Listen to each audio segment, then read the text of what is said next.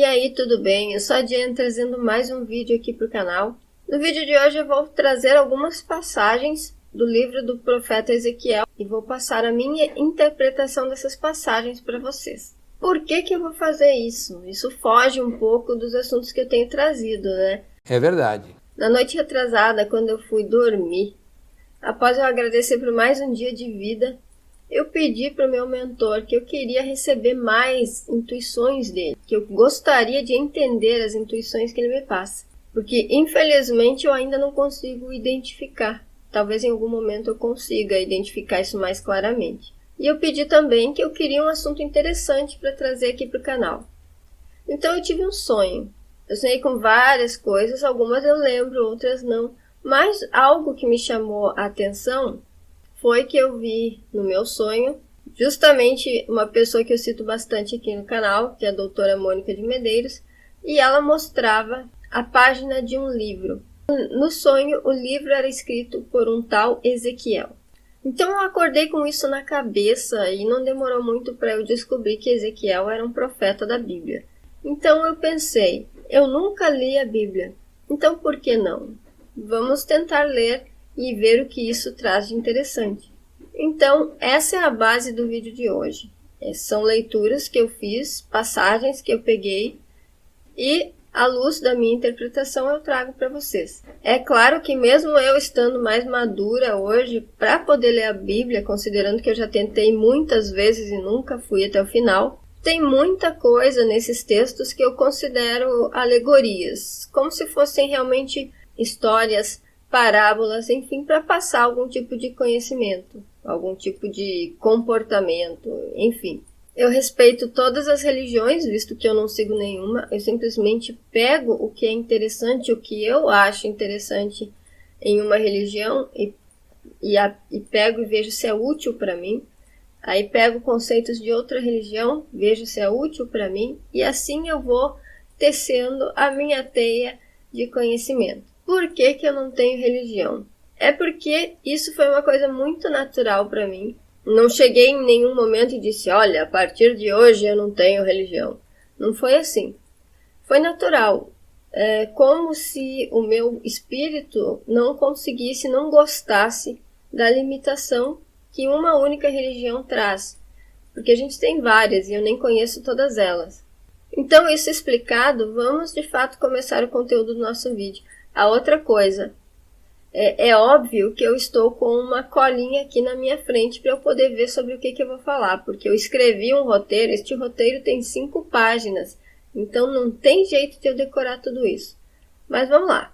Logo no começo da leitura do livro de Ezequiel, eu vi que ele era um profeta, que eventualmente estava recebendo visões futuras, relacionadas com a cidade de Jerusalém, relacionadas com a cidade de Israel e também com Judá, um negócio assim.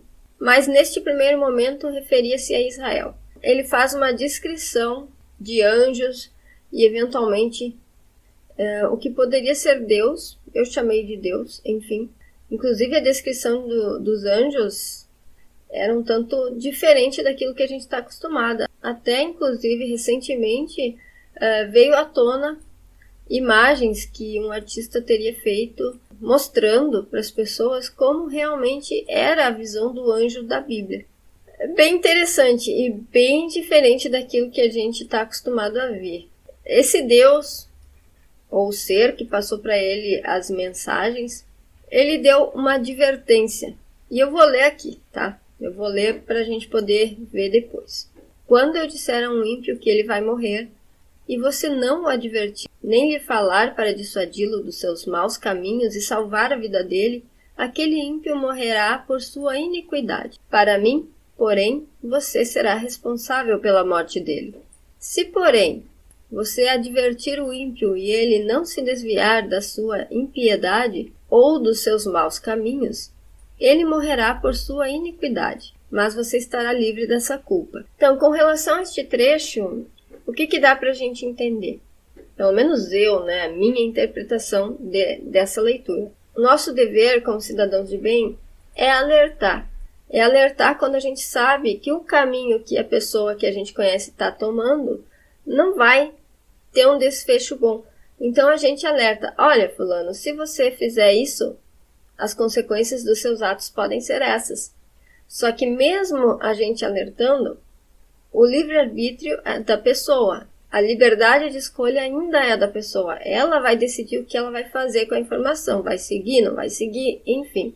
Eu peguei e fiz um exemplo aqui para a gente poder entender melhor. Vamos imaginar que a gente tem um irmão, uma irmã, enfim, adolescente, desses que gosta de sair para balada com os amigos. A gente sabe que nas baladas que tem por aí, as pessoas bebem, e não é pouco. E esse irmão que nós temos nos diz o seguinte, olha, depois da balada, eu e os meus amigos vamos viajar para a cidade vizinha. Qualquer pessoa com um mínimo de bom senso sabe que se você beber, você não deve dirigir, porque pode dar um problema muito sério, pode dar acidente e tal.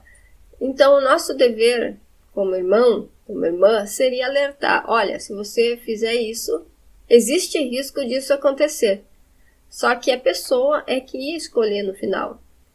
Então, se ela escolhesse, apesar do nosso aviso, a seguir o seu plano inicial, qualquer consequência disso seria por conta dela. Mas a gente estaria livre de estar associada com uma possível culpa, porque a gente avisou, a gente falou, então a gente se isentou dessa culpa.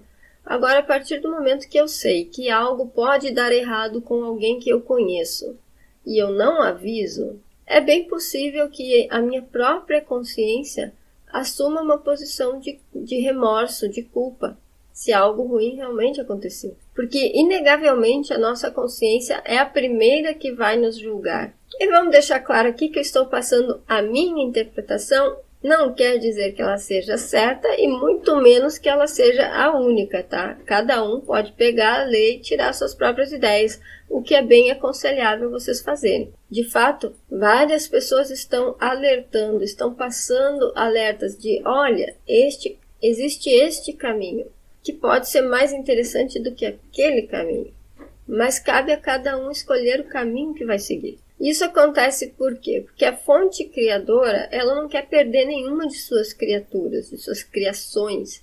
Embora exista sim o livre-arbítrio, o caminho para a evolução, ele é um só. Ele é reto e luminoso, à luz de uma interpretação a certos trechos que apresentam o mínimo de sentido, como as linhas que seguem, e eu vou ler. Sobre você, eu vou desencadear a minha ira. Eu a julgarei de acordo com sua conduta e a retribuirei por todas as suas práticas repugnantes. Então, por este trecho breve, eu consigo pensar bastante na lei da causa e efeito, na lei do retorno. Eu acho que seria mais causa e efeito. Aquela que você faz e você recebe o resultado daquilo que você fez. Por cada coisa que você faz gera uma consequência. Você colhe exatamente aquilo que você planta. Se você plantar uma semente ruim, vai ter um fruto ruim. E vice-versa. Neste trecho específico, o Deus mencionado, o Deus que fala, ele me representa um pouco essa força da lei de causa e efeito. Porque ele vai julgar, no caso, a ira dele de acordo com os atos das pessoas, das cidades, enfim, a quem a ira seria direcionada. O que nos leva a acreditar, né, que as pessoas que receberiam esse tipo de castigo, o que é muito usado na Bíblia, né, a gente tem muito essa visão de Deus castigador, Deus punitivo, mas enfim, vamos desconsiderar isso e nos focar apenas nos fatos interessantes. Muitas das pessoas que estariam nessas cidades, elas estariam agindo de forma repugnante, como fala no texto. E, logicamente, aquilo que elas receberão terá igual teor. Agora peguemos um outro trecho. Vocês não agiram segundo os meus decretos, nem obedeceram às minhas leis, mas se conformaram aos padrões das nações ao seu redor. O pessoal do cristianismo sabe bem que Jesus ensinou de maneira exemplar o caminho da evolução, o caminho para que nós fôssemos um com o Pai. Todavia, assim como as cidades que são castigadas nestes trechos do livro de Ezequiel, como elas se conformavam aos padrões daquelas que estavam ao seu redor, também a gente faz a mesma coisa, e constantemente. Nós temos o costume de seguir as massas, a maioria, a tendência, a onda do momento, mesmo que ela seja destrutiva. Afinal, dentro da nossa mente, aquilo que todos fazem, que a maioria faz, deve ser bom. Ou aquilo que o meu ídolo faz, deve estar certo. E neste momento que a gente está vivendo, mais do que em qualquer outro da história, a gente precisa ousar ser diferente. A gente precisa buscar dentro de nós o caminho mais verdadeiro, o nosso caminho, a nossa verdade. Porque é indiscutível, é inegável que a única pessoa que sabe o que é melhor para você é você mesmo. Então, numa analogia bem simples para a gente entender, a gente deveria parar de olhar muito para os lados, como a gente tem feito, e olhar mais para o alto, olhar mais para dentro. É claro que eu não terminei de ler ainda, tá? O livro de Ezequiel tem 48 capítulos, pelo que eu pude ver. É muita coisa. Mas eu peguei alguns pontos. Eu li 20 e poucos capítulos ontem. Hoje eu pretendo terminar, se tudo der certo, ou amanhã, enfim. E se eu achar mais alguma coisa interessante, eu vou fazer um segundo vídeo sobre este assunto. Vamos lá. Darei a eles um coração não dividido e porém um novo espírito dentro deles. Retirarei deles o coração de pedra e lhes darei um coração de carne. O nosso coração hoje ele é dividido e não há dúvidas disso. Ele é dividido entre os muitos campos da nossa vida. Nós enxergamos tudo sob rótulos e por conta disso a gente acaba julgando muito. O coração de pedra, do meu ponto de vista, ele indica falta de empatia, a incapacidade de sentir. Por quê? Porque muitas pessoas, elas machucam os animais, machucam as plantas, machucam as outras pessoas, machucam a si mesmas. Inclusive os noticiários são fontes das tragédias aí causadas pelo ser humano. Quem tiver dúvida é só dar uma olhadinha. Mas eu não recomendo. Se você for uma pessoa sensível, eu não recomendo que você assista noticiários. Eu particularmente não assisto. O coração de carne, ele seria o coração que permite que você sinta, que permite que você se coloque na posição do outro, do meio onde você vive. É o coração que te permite ser mais humano, vamos dizer assim. Deus diz que vai dar um novo coração, um novo espírito. E isso me faz pensar em coisas que eu já li, em livros que falam sobre a morte do ego e a reconexão com o eu superior, o verdadeiro eu. Através da meditação e do autoconhecimento, você consegue se reconectar com o seu eu superior, com o seu eu verdadeiro. É como se você fizesse uma viagem. Então você, no seu estado atual de consciência, faria uma viagem ao seu íntimo, ao seu interior, tirando todas as camadas de crenças, de coisas que você adquiriu ao longo da sua existência, até você chegar na sua fonte. E então, quando você retornasse, você teria sim novos propósitos da sua vida, o que poderia equivaler a um novo coração e um novo espírito. Quanto maior for a sua conexão com o seu eu verdadeiro, melhor você vai agir, você vai ser mais tolerante, vai ter um potencial para amar ainda mais, ter mais compaixão. Enfim, é isso aí. O próximo trecho que eu escolhi diz assim: eles comerão sua comida com ansiedade e beberão sua água desesperados, pois tudo que existe em sua terra dela será arrancado, por causa da violência de todos os que ali vivem. Sobre isso é interessante falar, porque tem a ver com o momento que nós estamos vivendo. A violência ela está bastante evidente hoje. A gente tem guerras acontecendo, a gente tem a pandemia, a gente tem crises na economia. E quando essas coisas acontecem, quando esse tipo de coisa acontece, é lógico que quem é diretamente afetado é a maior vítima, mas isso acaba afetando todas as pessoas, todos os conterrâneos de planeta, vamos dizer assim. E sem dúvida, momentos em que essas coisas acontecem deixam as pessoas mais ansiosas e desesperadas, porque aciona dentro da gente aquele medo que a gente tem, é o medo da morte, é o medo da nossa, vamos dizer assim, destruição, porque o medo, ele é o cerne de várias atitudes que a gente tem, e o medo da morte, ele está ainda mais no fundo. O que é preocupante é que algumas pessoas acreditam que, agindo de maneira violenta, numa situação onde já existe violência, elas poderão combater essa situação violenta. Só que isso não é verdade, porque a única maneira de se combater violência é sendo pacífico. Não tem outro jeito. A violência sempre vai gerar mais violência. E aqui eu tenho um exemplo, uma historinha que eu escrevi para poder ilustrar tudo isso. Vamos imaginar uma situação. Uma pessoa está saindo para trabalhar com seu carro, ela está tirando o carro da garagem, logo a traseira do carro dela começa a sair da calçada na frente da casa. E nisso, existe uma segunda pessoa que está passando com uma caminhonete, essa pessoa está falando ao celular, acaba se distraindo e acaba batendo na traseira do carro dessa primeira pessoa. Então, óbvio, as duas pessoas param, descem dos seus veículos e é aqui que a coisa começa. As duas pessoas estariam de cabeça quente. A primeira, porque vai se atrasar para o trabalho, teve o carro estragado. A segunda, porque bateu no carro quando estava falando no celular e sabe que isso é errado, vai ter que pagar multa. Então a primeira pessoa desfere com cólera as seguintes palavras: olha o que tu fez com o meu carro, não sabe dirigir, comprou a carteira, é? A partir daqui eu tenho dois caminhos. No primeiro deles, a pessoa que estava com o celular também se revolta. Ela começa a argumentar contra a primeira pessoa e numa questão de duas frases, devido aos temperamentos explosivos e quentes, né, e agitados, essas duas pessoas acabam saindo na porrada. Isso chama a atenção de vários outros homens e mulheres que estavam por ali. E logo, devido ao fato de que uma outra pessoa chamou a polícia, uma viatura chega no local. E não demora, as duas primeiras pessoas são levadas detidas.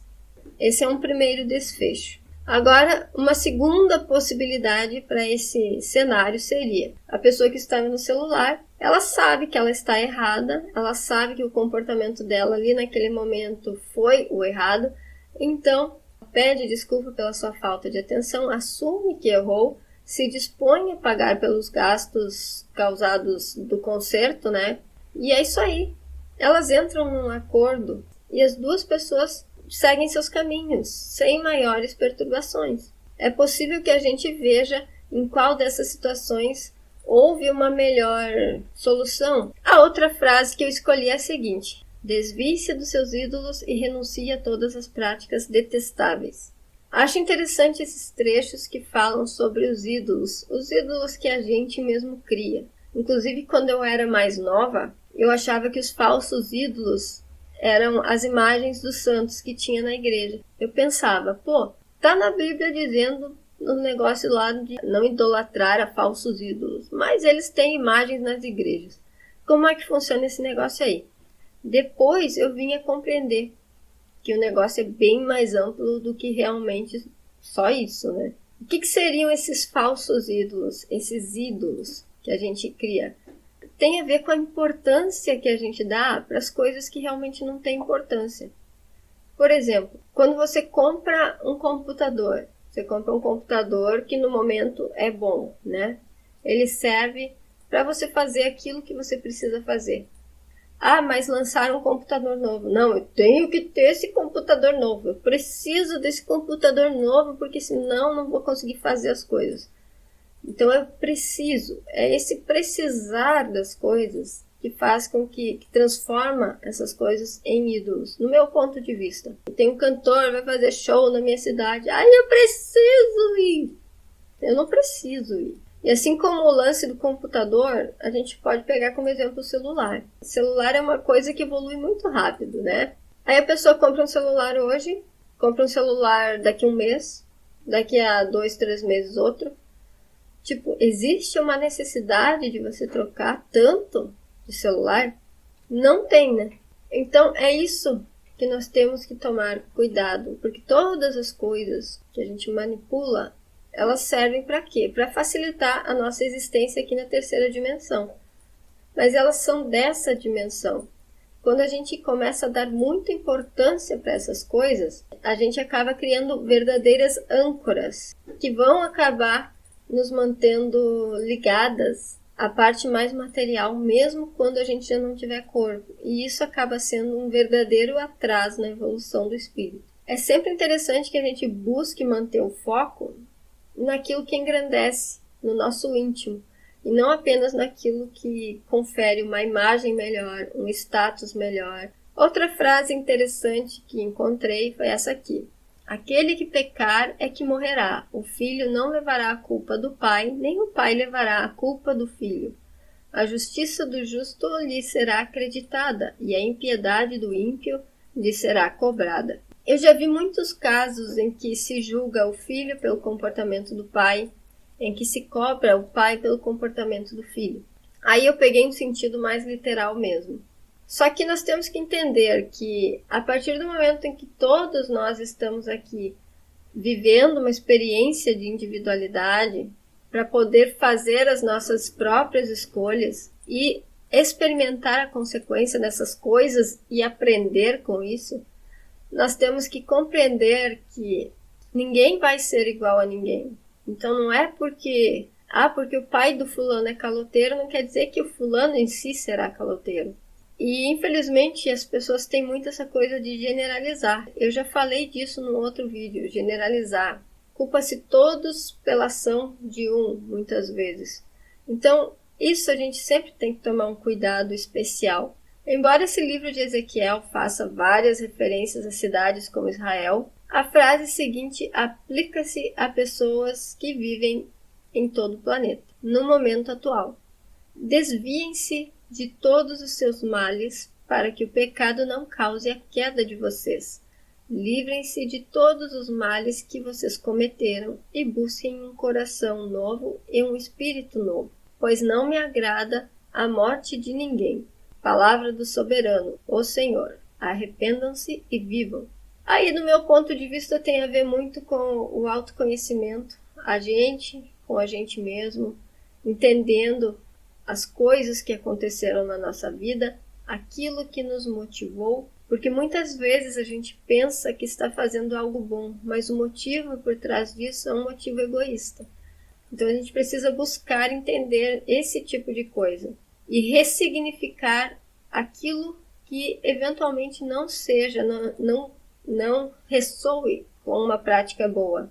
Afinal, nunca é tarde para que a gente recomece. E por esse motivo, não é interessante que a gente condene as nossas próprias ações, que possam ser consideradas erradas. Em vez disso, como eu falei, é interessante que a gente se perdoe e compreenda que estamos aqui num processo evolutivo, assim como todos, e que são os nossos erros que muitas vezes servem de alavanca para a nossa evolução, porque é errando que se aprende. E nós temos que estar conscientes do erro para que possamos melhorar cada vez mais. Nós devemos entender também que aqueles que convivem com a gente são iguais a nós. Como diz na música do Renato Russo, são crianças como você. Se nós formos capazes, não julguemos. Se ainda não formos capazes disso, busquemos entender, praticar a tolerância, o respeito e a aceitação.